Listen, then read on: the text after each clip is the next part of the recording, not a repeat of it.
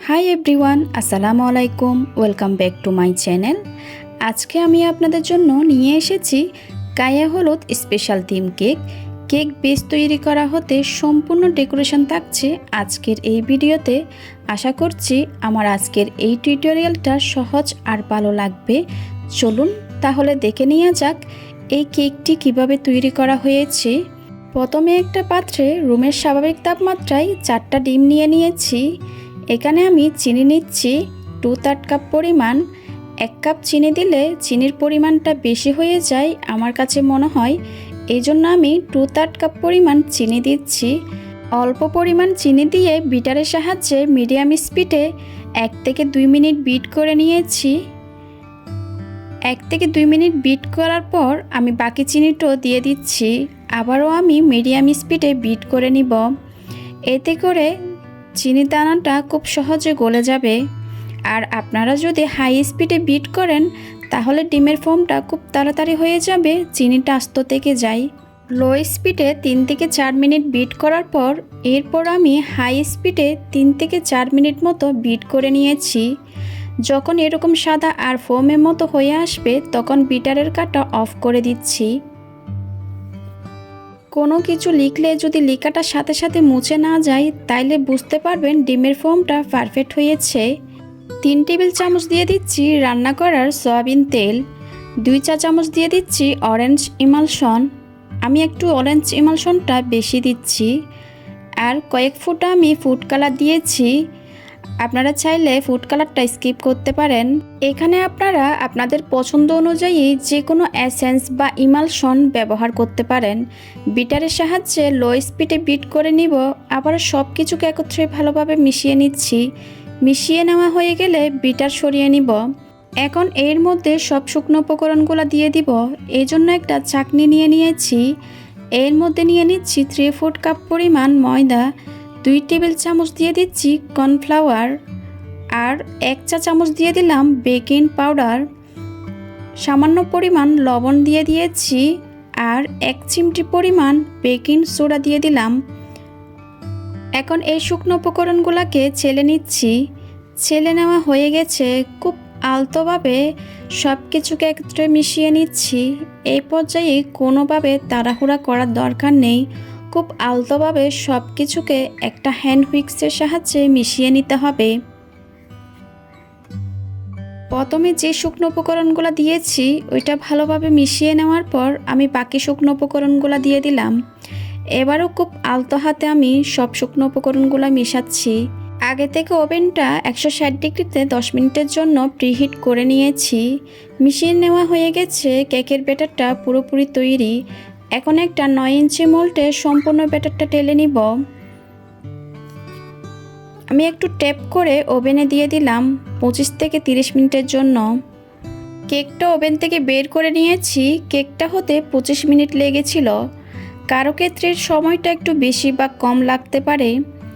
এখন একটা bread knife দিয়ে কেকটা আমি তুলে নিচ্ছি। আপনারা অবশ্যই স্ক্রিনে দেখে বুঝতে পারছেন কেকটা একটু চুপসে যায় নাই। আপনারা যদি আমার রেসিপিটা হুবহু ফলো করেন আপনাদের কেকটা অনেক বেশি সফট থাকবে আর উপরে কোনো ভেজা ভাবও থাকবে না।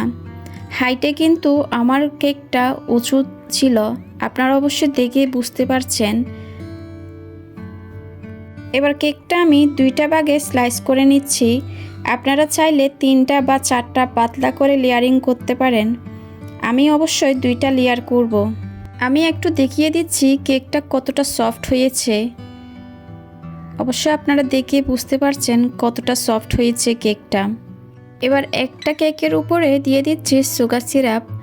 1/2 কাপ দুধের সাথে 3 টেবিল চামচ চিনি মিশিয়ে সুগার সিরাপ তৈরি করে নিয়েছি। কেক ডেকোরেশনের জন্য অবশ্যই সুগার সিরাপটা প্রয়োজন। সিরাপ ব্যবহার না করলে কেকটা খেতে কিন্তু ড্রাই লাগবে। সুগার সিরাপ দিয়ে দেওয়া হয়ে গেলে এর উপরে দিয়ে দিচ্ছি ক্রিম। আজকের এই কেকটা ডেকোরেশনের জন্য হুইপিং ক্রিম নিয়েছি 1 কাপ পরিমাণ। এবার প্লেট নাইফের সাহায্যে আমি একটু সমান করে নিচ্ছি। ক্রিমটা চারপাশে আমি একটু ছড়িয়ে দিচ্ছি। ক্রিমটা ভালোভাবে ছড়িয়ে নেওয়া হয়ে গেলে আমি কেকের দ্বিতীয় লেয়ারটাও বসিয়ে দিব। আর আমি যেই লেয়ারটা একেবারে নিচু ছিল এটা আমি ওপরে বসিয়ে দিয়েছি। আবারও আমি সুগার সিরাপ দিয়ে দিচ্ছি। কেকটা ভালোভাবে আমি সুগার সিরাপ দিয়ে দেওয়ার পর ক্রাম কোটিং করে নিব। এই জন্য অল্প পরিমাণ ক্রিম দিয়ে ভালোভাবে আমি ক্রাম কোটিং করে নিচ্ছি। যারা নতুন কাজ করছেন তারা অবশ্যই ক্রাম কোটিং করবেন, এতে করে পরবর্তী যখন ক্রিম দিবেন তখন কেকের ফিনিশিংটা খুব ভালো আসবে।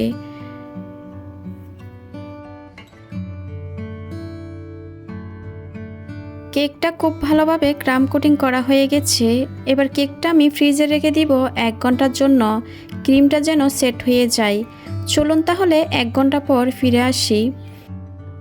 1 ঘন্টা পর কেকটা আমি ফ্রিজ থেকে বের করে নিয়েছি।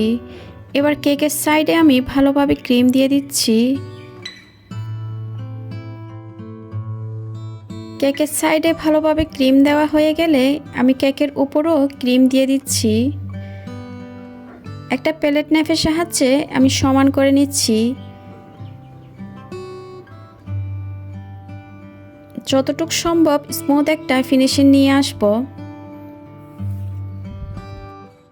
কেকের উপর যেই অতিরিক্ত ক্রিমটা হয়েছে এটা প্যালেট নাইফের সাহায্যে আমি তুলে নিচ্ছি। আপনারা অবশ্যই স্ক্রিনে দেখে বুঝতে পারছেন কিভাবে কাজটা করা হচ্ছে। যে জায়গায় ক্রিম কম হয়েছে আমার মনে হচ্ছে ওই জায়গায় আবারও অল্প পরিমাণ ক্রিম দিয়ে দিচ্ছি। কেকের সাইডে স্মুথ ফিনিশিং চলে আসলে উপরও আমি স্মুথ করে নিব। একটা স্মুথ ফিনিশিং হয়ে গেছে। এবার আমি আগে থেকে কিছু টপার তৈরি করে রেখেছি। এবার একে একে টপারগুলো আমি বসিয়ে দিচ্ছি। প্রথমে শাড়িটা বসিয়ে দিয়েছি, এবার কোলাটা বসিয়ে দিলাম, এবার লেখাটাও বসিয়ে দিয়েছি। কিছু ফুল তৈরি করেছি, একে একে কেকের উপর আমি ফুলগুলো বসিয়ে দিব। আমি কিছু সুগার বল দিয়ে দিচ্ছি, দেখতে যেন আরও ভালো লাগে কেকটা।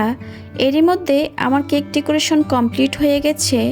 আমার ভিডিও ভালো লাগলে অবশ্যই আমার চ্যানেলটা সাবস্ক্রাইব করবেন। ভিডিও রিলেটেড কোনো কোয়েশ্চেন থাকলে সেটা আমাকে কমেন্ট সেকশনে গিয়ে কমেন্ট করে জিজ্ঞেস করবেন। আজকের ভিডিও দেখার জন্য আপনাদেরকে অনেক ধন্যবাদ। সবাই খুব ভালো থাকবেন। আল্লাহ হাফিজ।